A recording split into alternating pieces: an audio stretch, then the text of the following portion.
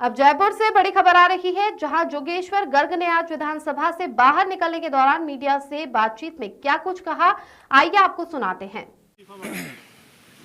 देखिए, आज कार्रवाई प्रारंभ होने से पहले अध्यक्ष महोदय के चैम्बर में आए थे नेता प्रतिपक्ष, मैं भी वहीं था और तब उन्होंने कहा था हम ये मुद्दा उठाएंगे। तब मैंने भी उनसे निवेदन किया था और स्पीकर साहब ने भी निवेदन किया, प्रश्नकाल हो जाए उसके बाद किसी नियम के अंतर्गत आइए, सरकार आपका जवाब देगी, हम बहस को तैयार है। उन्होंने उस समय तो हाँ भरी, लेकिन सदन में आने के बाद उन्होंने प्रश्नकाल नहीं होने देने का तय कर लिया। वो तब भी हमने रिक्वेस्ट करी प्रश्नकाल होने दीजिए, प्रश्नकाल के बाद हम आपके हर सवाल का जवाब देने को तैयार है। हम कोई घबरा नहीं रहे आपके सवालों से, न हम पीछे हट रहे हैं न भाग रहे हैं, हम मजबूती से आपके हर सवाल का जवाब देंगे।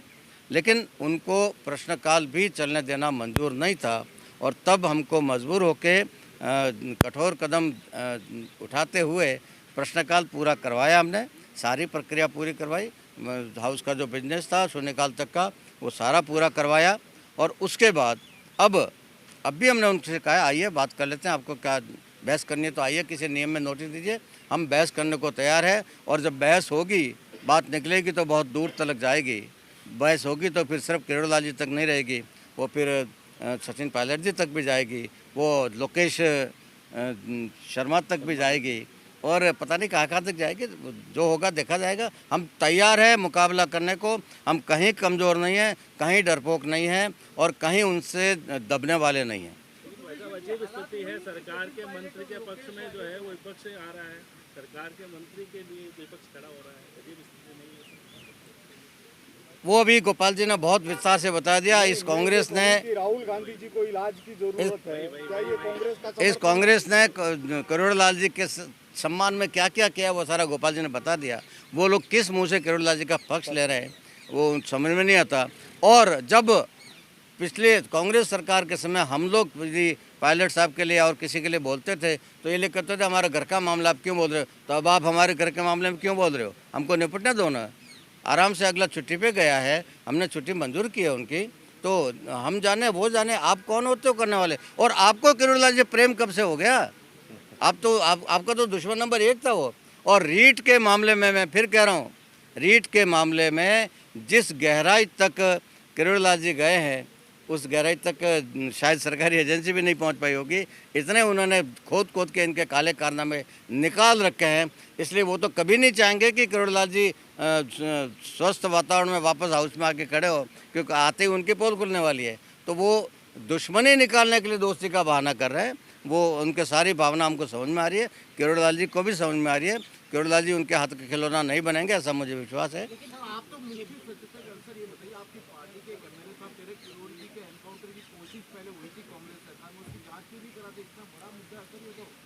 मेरी पार्टी के माननीय विधायक गोपाल शर्मा ने यदि कुछ बोला है तो सोच समझ के बोला है। वो एक वरिष्ठ पत्रकार भी है, खोजी पत्रकार हैं और ये सब जो किया है उन्होंने बोला है वो सब किसी समय वो रिकॉर्ड पे ला चुके हैं, अपने अखबार में छाप चुके हैं। वो